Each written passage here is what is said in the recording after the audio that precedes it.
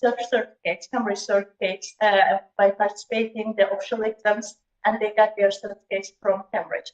And they recently we have had a certificate that is given us by Cambridge University Present Assessment as their most valuable friend, their most valuable partner.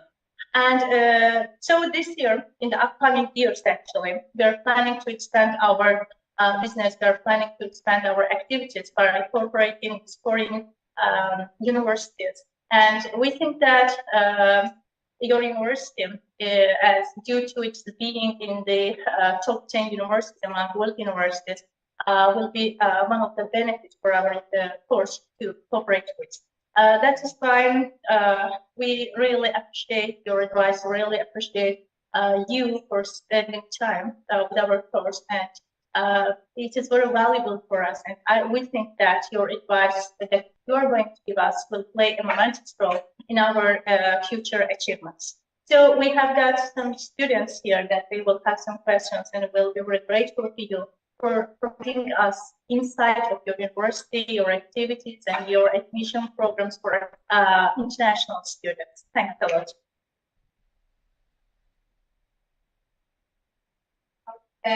We start our questions.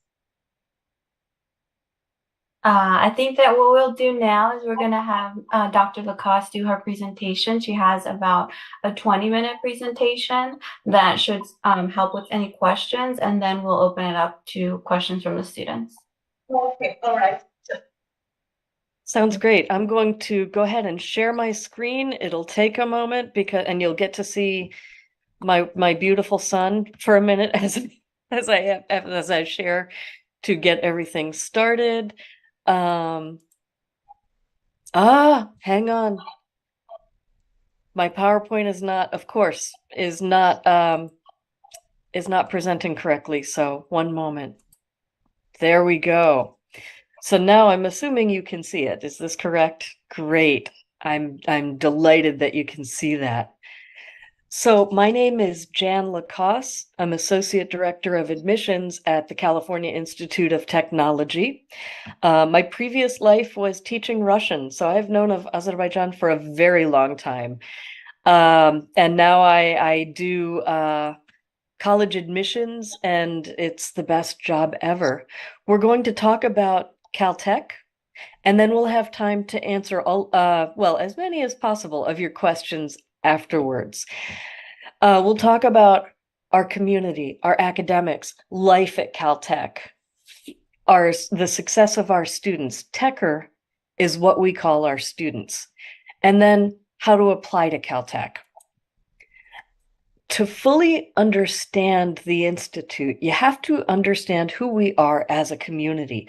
We're not just students, we're also researchers and scientists who strive to use STEM to expand human knowledge that benefits society.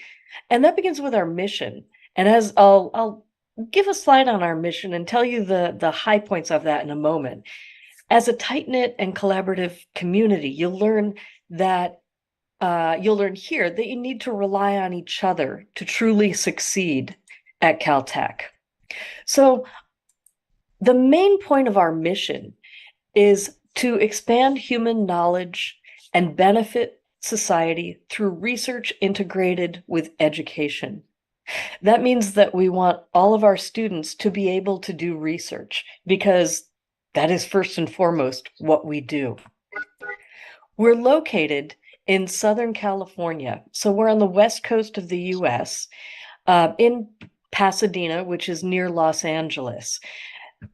The location is beneficial because we're very close to locations where our students can conduct research and explore industry and internship opportunities, such as the startup scene in Silicon Beach, thriving biotechnology industry in San Diego, and of course, big tech in Silicon Valley. Caltech is a very small institution, and we prize excellence and ambition. The contributions of our faculty and our alumni have earned national and international recognitions, including 47 Nobel Prizes. So we're also home to NASA's Jet Propulsion Laboratory. It's the center of robotic space exploration in the US. We're the only university that manages a NASA facility. And that's because JPL was founded by Caltech in the 1930s. And what JPL does is study Earth science, climate change. What you probably know them for is they send probes and landers to Mars. Recently, a probe that went to, or a mission went to an asteroid and collected a sample and brought it back. I mentioned that we're small, and size and opportunities are very important to us. We have, actually this year we have about 1,000 undergraduates. We haven't gotten the exact number yet, but it's about 1,000 because we have 2 large classes. But that allows us to have very small classes and a 3-to-1 student-faculty ratio. For every 3 students, there is 1 faculty member. All of the classes are taught by professors, and most of the classes have 20 students or fewer. There are a few large classes the first year, but most have 20 or fewer. And professors hold office hours so that students can come and see them, get help with their problem sets, discuss ideas, or just chat. At Caltech, things are going to get difficult. Our faculty, academic core, and research community will challenge you to think in new and innovative ways. Let me give you some examples of that. John DeBeery, on the left side, he's in mechanical engineering, and he explores jellyfish propulsion. He has used what he's learned about jellyfish propulsion to create vertical axis wind turbines. These are wind collectors, but not the ones that are big and go around like a fan. They go around like an egg beater. And he's also looking at how we can use these propulsion systems in other ways. Katie Bowman, professor of computing and mathematical sciences, created a procedure and was the first person to take a picture, well, to image a black hole. Wei Gao in medical engineering created a new artificial skin that can give robots the ability to sense temperature, pressure, and even toxic chemicals. Robots can feel things. And it's not just faculty doing this work. I'll talk about this in a few minutes, but every one of these faculty members relies on undergraduates in their labs. Students are at the table doing the research with them in the lab. Let me tell you how we prepare our students for this, to be able to work in labs.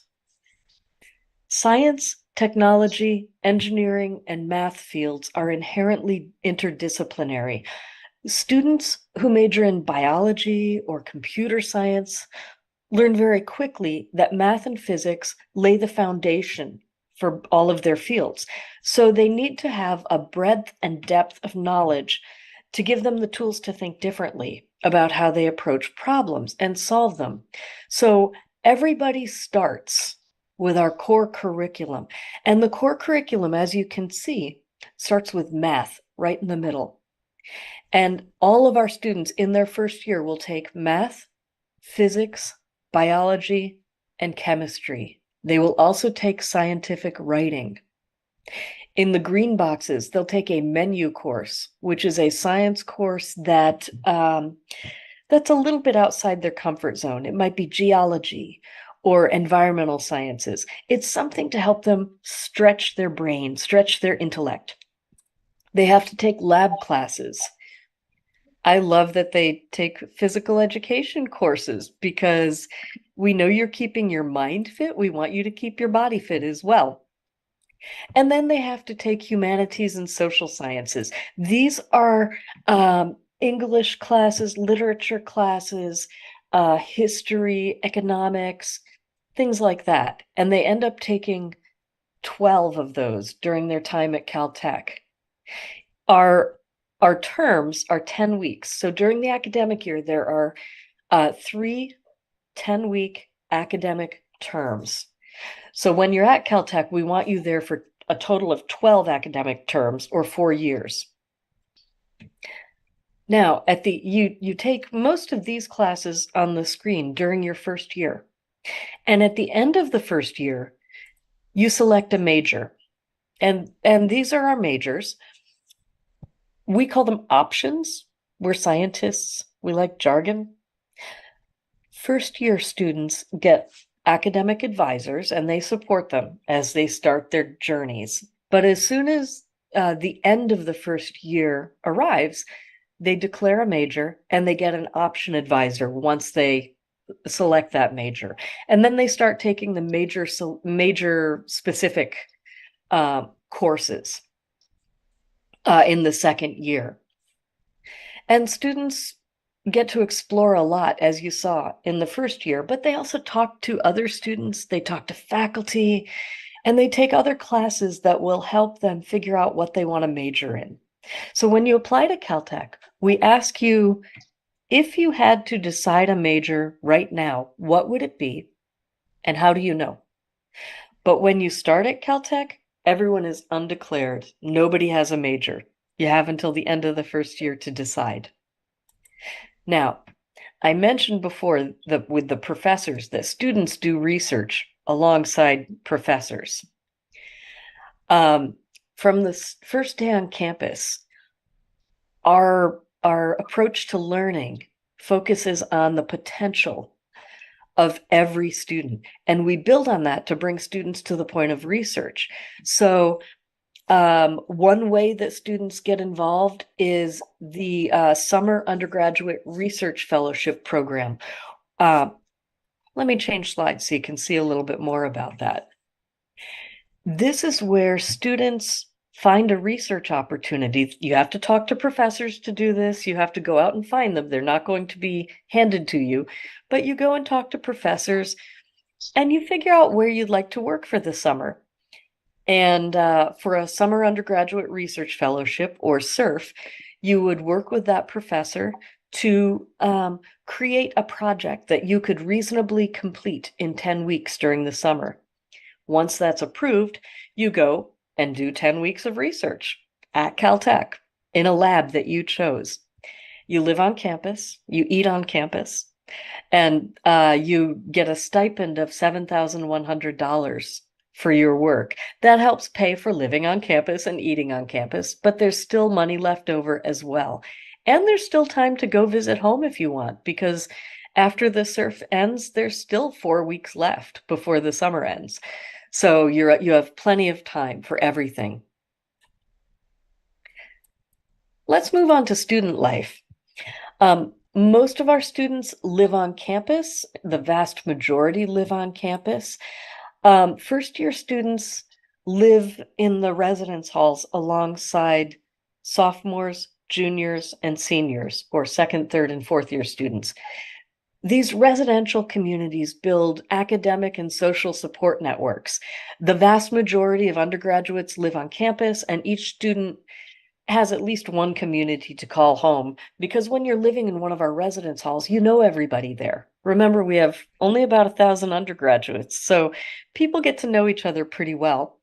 And in the dorms, student leaders have events. They include inter-house parties, big parties for everybody, intramural sports, trips to go skiing, trips to the beach, and our annual Ditch Day, which is a big celebration. We guarantee housing for the first 2 years, and we require you to live on housing for the first 2 years. Most students decide to live on campus for all 4 years because we do have enough room for everybody. We have about 140 clubs and organizations, and these are clubs for every interest, from archery to wood bat baseball, robotics, dance, singing. There's so much music. There's even a turtle club. Right here, you see a picture of the Alpine Club.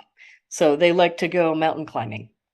We also have a vibrant performing and visual arts program, and that includes theater productions, music groups, and opportunities to learn and create arts.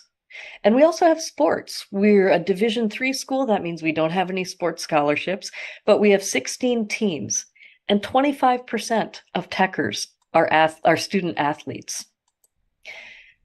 Finally, we have traditions and pranks that the entire school will get involved in. One example of a tradition is the annual pumpkin drop. Every year, students gather near midnight on Halloween to drop liquid nitrogen frozen pumpkins from the rooftop of the tallest building on campus. Now, in theory, they're trying to create triboluminescence. They're rebuilding, or they're reenacting Millikan's oil drop experiment with pumpkins, saying that when the pumpkins shatter, they should create an eerie blue-green spark when they hit. It never happens, but it doesn't matter because you're dropping frozen vegetables from the top of super frozen vegetables from the top of a 9-story building. We have pranks that students do. These range from smaller pranks, like students creating a paper chain of pie for Pi Day. Each color of the paper chain where the links were linked together, each different link color was a different digit of pi. And this chain wrapped all the way around campus and in between buildings. It was 25,000 links long. And then we have Ditch Day once a year. And Ditch Day is, it's a scavenger hunt that our students do. The older students create it for the younger students. The seniors create it for everyone else. And they create puzzles and all kinds of adventures. On Ditch Day, nobody has class because everyone is out solving puzzles. It's a lot of fun. So let's talk about what students do when they graduate. The Career Achievement, Leadership, and Exploration Office, or CALE, serves students no matter where they are in their career journeys. They explore, they build their network of people to talk to, they apply for summer opportunities. CALE helps with applications and salary negotiations. Basically, this is career support services, and they help our students find internships. Half of our students will go on to continue their education with a PhD or a professional school. The other half will go out and get a job, and CALE helps with that job acquisition. One thing that they will do is help students find internships during the summer. Isabel on the left had done surf for a couple summers, but she wanted to experience chemistry outside of academia, so she worked for a chemical company. Michael in the middle worked at MIT's Haystack Observatory, helping set up a ground station for communicating with satellites. That's pretty cool. And Daniel, well, on the right, you can figure out where he did his internship. CALE holds career fairs each year, and they guide students in preparing for the job market. So let's talk about, I mentioned where our students go. It really is about half will go to grad school, about half will go on to get jobs. The median, the middle value in the data set when sorted from the least to the greatest, the median starting salary is between $120,000 and $129,000 per year. And it's actually higher when you figure that they're getting benefits. They're getting signing bonuses, they're getting health care, which in the US costs us money. So employers provide that. And everything on this slide includes students who graduated with a Bachelor of Science degree and accepted a full-time regular job. Grad school stipends tend to be $30,000 to $50,000 per year because when students go to graduate school, they have to have money to live. My point here is that you're going to do well. With a Caltech degree, you can go to work, you can go get a higher degree, and you're going to do quite well. Now, I have a few minutes to talk about applying to Caltech. Our students are innovative, resilient, and they understand the role of science in the greater world. Most of all, like you, they're curious. So let's see if you are academically ready to apply to Caltech. When you apply, you will use the common application. The common application is the first application noted on there. We require 2 letters of recommendation from teachers, one from a humanities or social sciences teacher, one from a math or science teacher. We require the transcript and the school report. These are things that your school will send to us. If they're not in English, we do require a translation of the class names. We don't need the grades put into an American scale. We have me, and I understand the scales, so that's not a problem. If you have been studying in a school where English is the language of instruction for 4 years, that is, all your classes are in English, you don't need an English proficiency test. Most international students take an English proficiency test, though. You could do the IELTS, you could do the TOEFL, or the Duolingo. And if you have other materials that you want us to see, like maybe you've done research, you want to submit a paper, you can do that. Or if you have a creative portfolio, maybe you've done robotics or you've made something really cool, take pictures of it and upload them. You can upload visual art. You could tell us about an internship. Basically, anything that's important to you is important to us because we read every bit of every application. And for entry in 2024 and 2025, we will not accept the SAT or ACT. We're test blind. Yay! Now, to prepare, this is where this slide is a little funky because we want to see that you've taken 4 years of high school math, including a full year of calculus. Basically, we want to see that you've had math every year of secondary school. And your national curriculum math will include enough calculus. So even though your transcript doesn't say calculus, it's okay.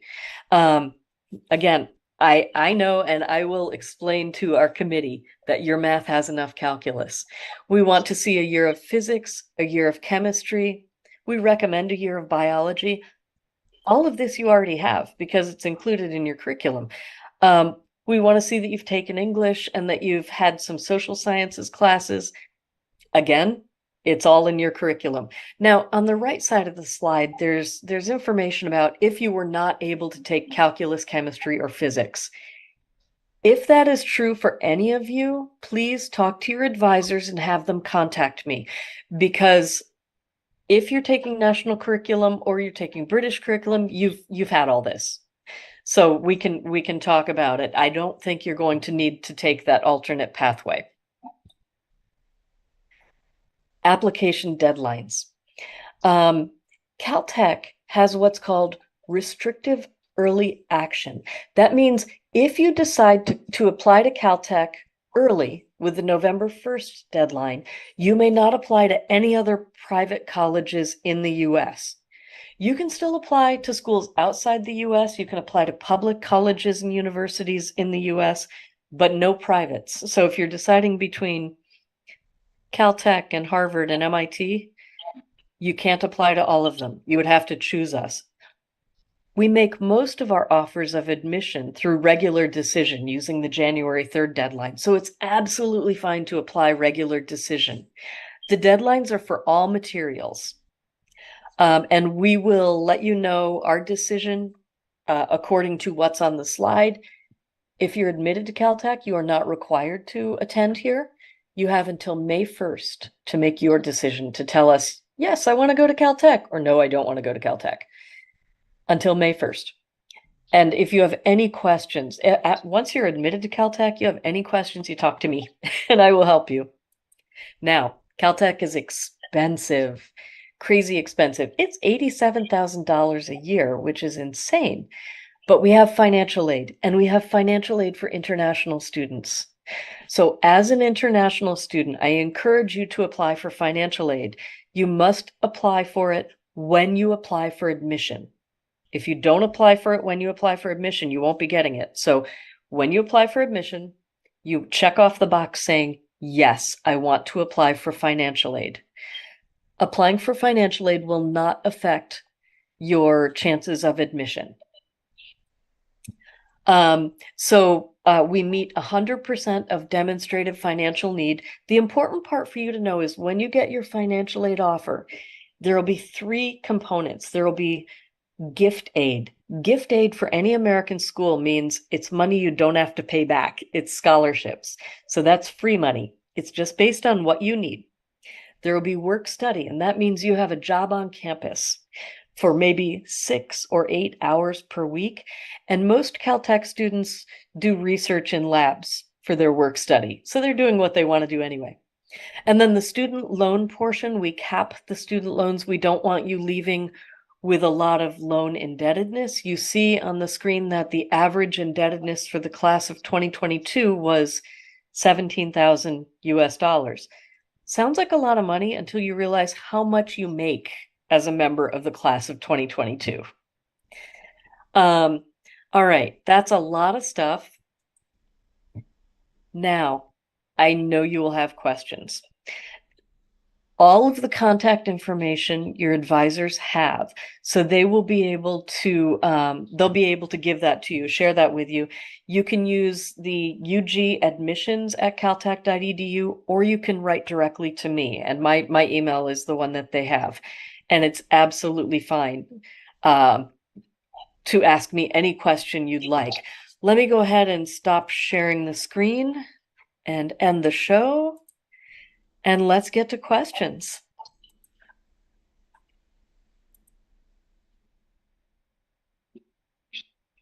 Okay.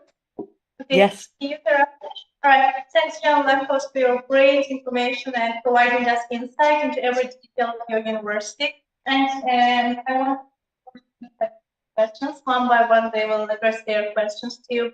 I will be thankful to you to answer them. Thanks a lot. So, you're very welcome.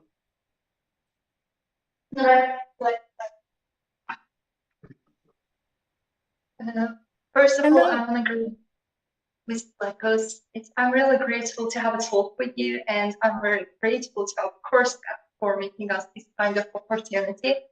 And you know that being students, we are really curious about giving questions to you, so I want to start about them. You talked about scientific research, like to what extent does Caltech support students financially for their scientific research? That's a great question. Thank you for asking. So when you do research at Caltech, you're actually helping a professor with their research. So let's say you're interested in biology. Perhaps you will want to work with Professor Pamela Bjorkman, who is creating a vaccine to end all vaccines, the best vaccine for coronavirus. Her vaccine is currently past the animal testing stage, but it takes the coronavirus, which is basically a ball and has spikes sticking out of it and then little balls on the end. It cuts off the spikes, and that way it hobbles the virus. It makes the virus inert. So maybe you want to work with her in her lab, and Caltech would support you through the summer research or through work study or through just working in a lab while, for a few hours a week while you're at Caltech. Now, if you have ideas for research for your own research, we do have I'm not sure what we call it, but for startups, we have support for students to do startups, not necessarily to do your own lab project, but if you wanted to start a company or explore an idea. And you can always talk to professors about your ideas for research. You never know, one might say, that sounds like a cool idea, let's do it. So that happens all the time.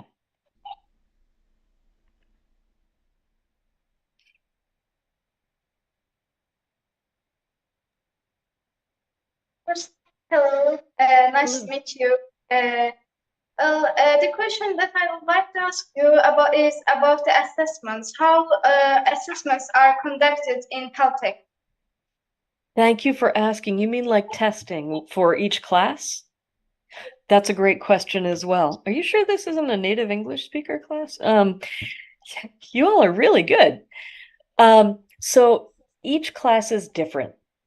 It depends on what the professor wants to do. So my understanding of the main classes, the core courses, are that you will have problem sets. And these are word problems in math, in physics. I'm not sure about chemistry, but you will do your problem sets and you work together on them because science is a team sport. We want you to work together. And then you turn those in and you get graded on your problem sets. You also have examinations and they look very similar to the problem sets. The questions, the format of the questions will be very similar. So you're given a problem and you have to work it out and show all of your work. Because the important part is learning how to solve them, not necessarily getting the right answer, but learning how to solve them. So there won't be tests where you fill in a bubble like the SAT, where you have to fill in a bubble or choose the right answer from multiple choice. You'll have to actually show your work. In humanities and social sciences classes, you will write essays and you'll write research papers. Based on whatever it is that you're reading in class. It's usually essays that you write in those classes. And you'll be looking at data when writing those essays as well. So it depends on the teacher, on the professor, but they're going to be hard. Most of the exams you take to your dorm and you do them whenever you're ready. So a professor might say, okay, here is your math exam. You have 4 hours to do it. You may not use any books, but you can use your notes. Or you may not use anything, or you may use everything. Basically, they'll tell you exactly what you can use in doing your exam. And they trust you. They trust you to take only the allotted amount of time and take the exam and then turn it in. They're not going to sit and watch you take the exam because we trust you. We have an honor code that says that no member of our community shall take unfair advantage of any other member of our community. And what it means is we trust you to take your exams on your own, because the point is not getting strong grades, it's learning the material. In fact, your first 2 terms at Caltech as a first-year student, you will not get grades. You'll get pass or fail. And if you pass, yay, you passed. If you fail, you take the class over again. Because we don't want you focusing on the grades that you get. We want you focusing on learning to be the best scientist, mathematician, or engineer that you can be. So that's about assessments. They're going to challenge you. Caltech is hard. Caltech is the hardest school you could ever possibly enter. And students like it that way, or so they tell me.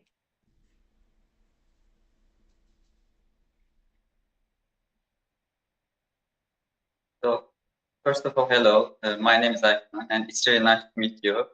So, my question is, I'm really curious about what are some of the challenges that students might face in their academic journey at Caltech, and how can they overcome? That's a great question as well. What are the academic challenges that they might face, and how can they overcome them? So, the biggest academic challenge is Caltech is hard. It's very difficult. Sometimes your problem set, your professor will give you problems that cannot be solved, and they won't tell you that they can't be solved. I don't think that's fair, but they do it. And you work together and you come to the best solution you could possibly get. You'll have hard questions on your problem sets, but working together and asking older students to help you, you can do that. For example, there's a very difficult question in physics called the boat problem. And when first-year students get the boat problem, they know immediately to go ask a sophomore, junior, or senior for help. And that sophomore, junior, or senior will run screaming the other way, and then they'll come back and help them, because it's a tough problem. They won't give them the answer, but they'll start them and help them get the tools they need to solve the problem. Now, sometimes even working in groups is not enough. Sometimes a student has a lot of trouble and needs some extra help. So they go talk to the dean of students and they get tutoring. We have tutors available for individual help. It doesn't cost anything. It's part of living in a learning community. So we want you to succeed. If you're having trouble with academics, we'll help you. If you're having trouble being in an environment where everybody is speaking English all the time, my ears are tired, I don't know what to do, there are places you can go to be quiet. There will be other Azerbaijani students in the grad school probably who can just speak native language with you. If you're having trouble adjusting to the fact that everybody is very smart and you don't think you're as smart as they are, first, you can trust us in admissions. We are very good at our jobs, and we make sure that we're admitting students who can handle the work. But we also have mental health services, so that if you need to talk to a counselor, it's okay. There's no stigma attached to it here. People need counselors all the time. So I joke that in California, everybody is in therapy. But it's absolutely fine because everybody needs a little help now and then. And it doesn't cost anything. It's part of the student health benefits. So when you are at Caltech, that total cost of attendance covers everything.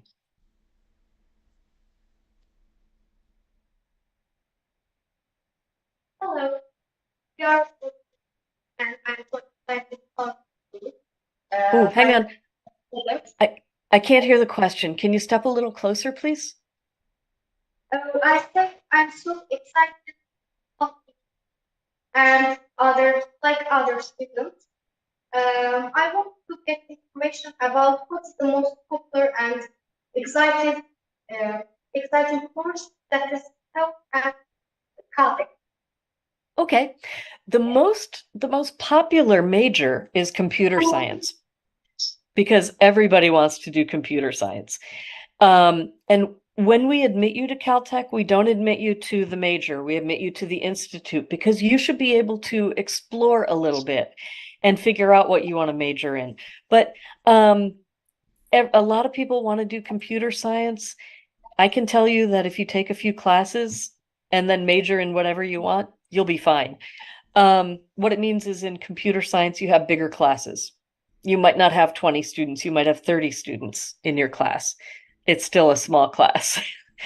I think the most exciting part about Caltech is the research, that everybody gets to do research. In fact, I'm gonna look right now and see what the most exciting research is at Caltech. Okay, I just brought up the Caltech webpage.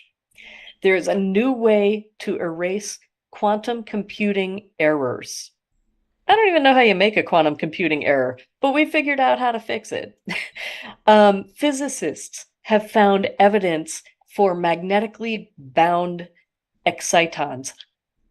I don't know what an exciton is, but I trust that it's super exciting, that it's very impressive research. And to me, what's important about that is that undergraduate students like you, once you're at Caltech, get to do that research. Imagine Disneyland for science. You get to do whatever project interests you. If we're doing research in it, you get to do research in it because you're smart and we want you in the labs. So most popular major, computer science. After that, it's engineering and physics. And most exciting part of Caltech is all the research that's happening that you get to do as a student. Who's my next victim? Question asker. Hi, my name is Jann, and I am curious about artificial intelligence. And I read that your university explores the impact of artificial intelligence, and I want to know what your opinion is on. Do you think it will have positive or negative impact on our future? The question was breaking up a little on the audio, so I didn't catch the whole thing. I read that your university explores the impact of artificial intelligence, and I want to know what your opinion is on. Do you think it will have positive or negative impact on our future? Oh my gosh, that's such a wonderful question. Thank you for asking it. I'm so excited to answer that. So just a couple weeks ago, Caltech had a symposium on artificial intelligence. and what the impact is going to be on the future and on how students learn to write, how we write letters of recommendation, how we think. And we're excited about it at Caltech.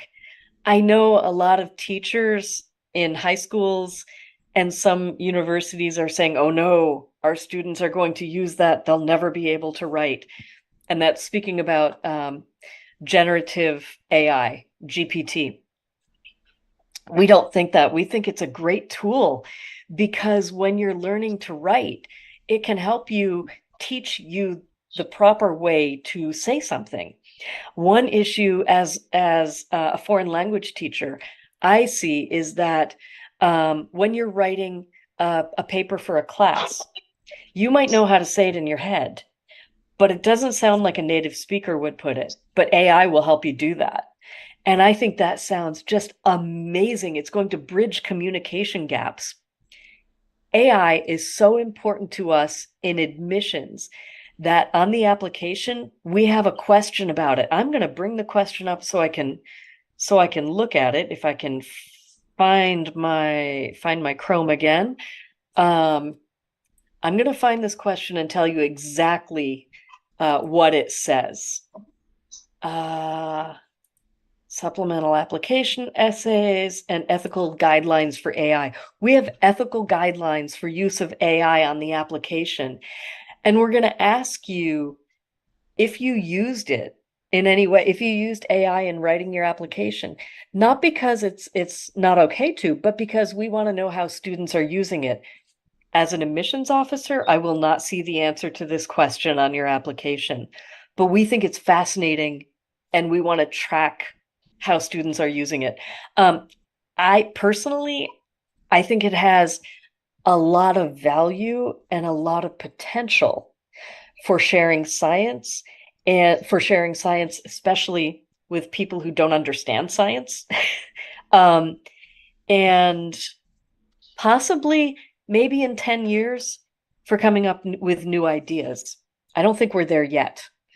But AI is super interesting. So we have a lot of classes, including the ethical use of AI and ethics in STEM.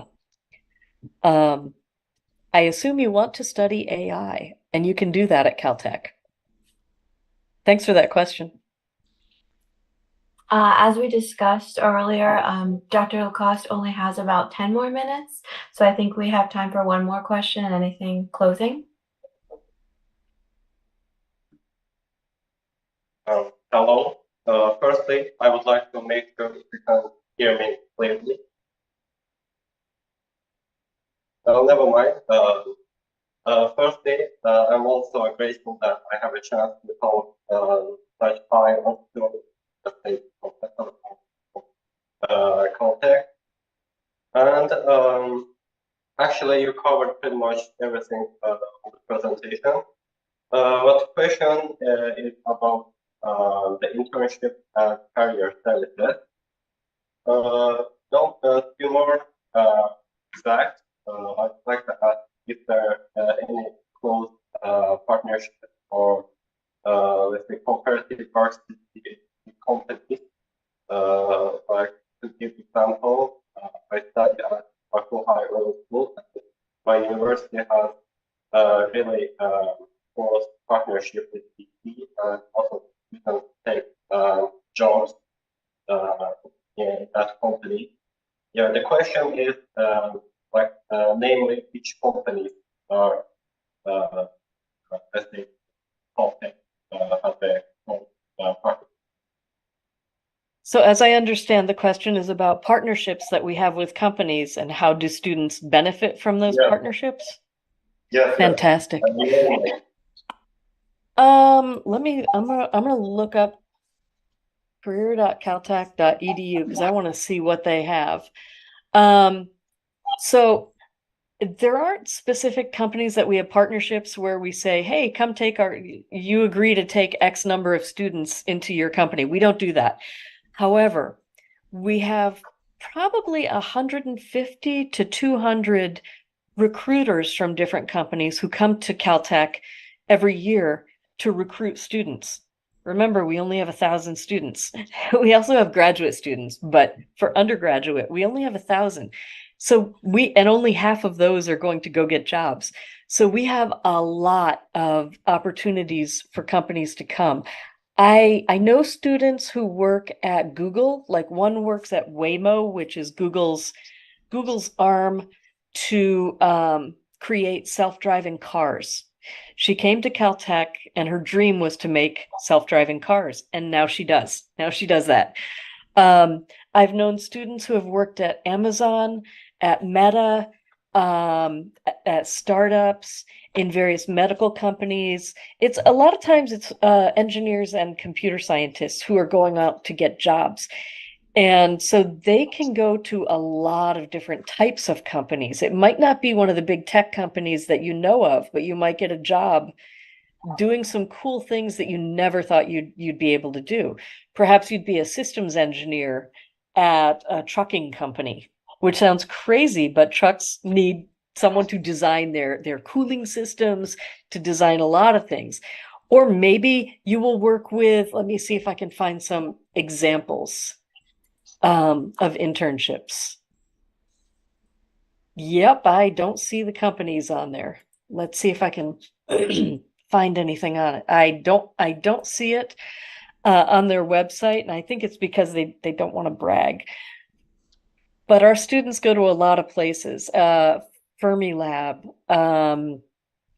NASA facilities, SpaceX. Where else? I'm trying to think of where they've gone in recent years. A lot of startups. Aeronautical engineering firms. There's one former student who created his own company to make electric planes, basically alternative fuel planes, and he's doing it. And they don't weigh too much. I mean, he's doing it, and he's doing it well. So as for specific partnerships, the only partnership that we actually have is with NASA's Jet Propulsion Lab, and that's because they're a division of Caltech. So that doesn't really count. They're part of Caltech. But for others, it's big name companies that are coming to us because they know what our graduates can do.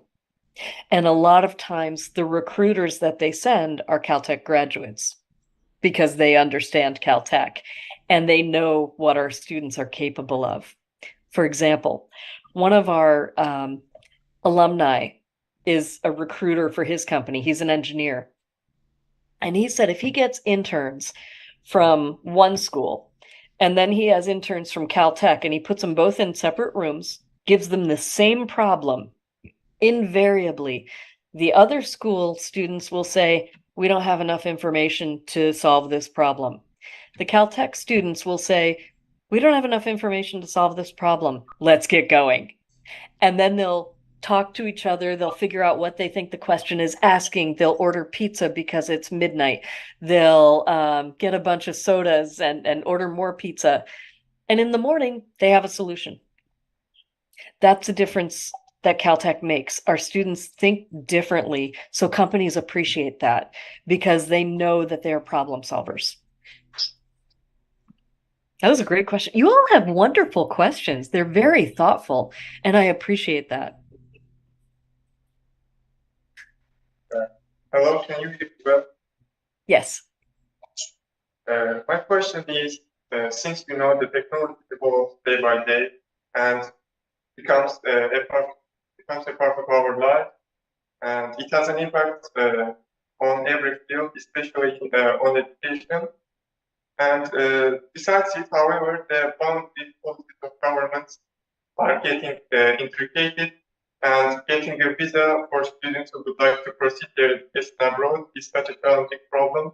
And I would like to inquire, are there any online courses or degrees available in Caltech? Thanks. Okay, I'll start with that one. We don't have any online courses for degrees at Caltech. But students so far have not had a problem getting a visa to come to study at Caltech. If they want to study abroad, I don't know. We do have study abroad programs, meaning that you could go to England or Scotland or Denmark, France, or Australia for a semester, for one term. And I'm not sure how how the visa process works for that. But in terms of getting a visa to come study, we haven't had a problem so far. So I'm hoping that with all the changes in our world recently, that will continue not to be a problem. I mean, even students from Russia who have wanted to come, we don't have a problem getting them a visa. They have trouble getting out of the country. And Ukraine, they don't have a problem getting out of the country, and we don't have a problem getting a visa. Israel and Palestine, I have no idea what's going to happen there. But we also have a program called the Global Student Haven Initiative. So if we have refugees, if there are students who are refugees from their country that's at war, we have a way to get them into Caltech, a way to get their legal stuff handled. I don't know that we've ever had a problem though with visas. And we have an international office that specializes in that. What they do is get visas for students. They also help with support, and they run international weeks so that students always have a place to go if they're feeling like they need something. They always have a place to go. And this is off topic, but one thing that we do, in addition to the academic advisor that you have, all of our first year students get a staff mentor. This is someone who can help you with any non-academic things. So let's say you're having a hard time and you want to talk to someone. A staff mentor can help you set that up. Or you're not sure who to talk to get tutoring. A staff mentor can help set that up. You want to go get a haircut, but you don't know where to go. A staff mentor can help set that up. Or for my group of mentees, you need a hug. I'm your mom on campus. Yeah. So we'll support you in any way we can. But as far as I know, there haven't been any visa problems. Thank you all. This has been wonderful. I'll turn it over to you. Yes, thank you so much for your help and all your information. We all learned a lot today. I think do you have time for one more question? I have time for one more question. One more? Yeah. Okay, all right, thank you. Hi to all of you. I have a question. I was want to know about honors and others available and have they to conducted by Caltech?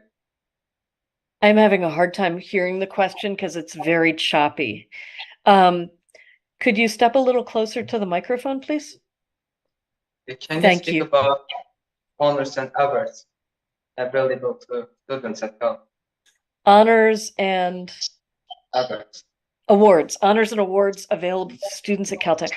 Once you're a student at Caltech, I don't know about specific honors and awards. I know that a lot of students get published while they're at Caltech.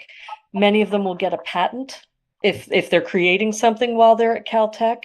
If you're a math student and you like competing, you might compete in the Putnam competition. But I'm not sure about specific honors and awards. Now, if you have honors and awards as a high school student, tell us about them because we understand them. I was just at the International Math Olympiad and Physics Olympiad, and the point for me being there was to show that we care about this stuff. If you've done it, then it's important to you and we want to know about it. If you haven't done it, that's okay. It's not required. But in terms of honors and awards that Caltech students get, we have alumni who have won Nobel Prizes after they left Caltech, and they've won all kinds of shiny things, all kinds of awards for their research. But for students at Caltech, I'm just not sure. And with that, we'll wrap it up. And if you think of other questions, please feel free to reach out. You can email me, absolutely, and I'm happy to help. Thank you once again. We really appreciate getting to know you and your presentation. Thank you very much. Thank you. Thank you. Have a nice day. Have a good evening, everybody. Thank you. Bye. Bye. Bye. Bye.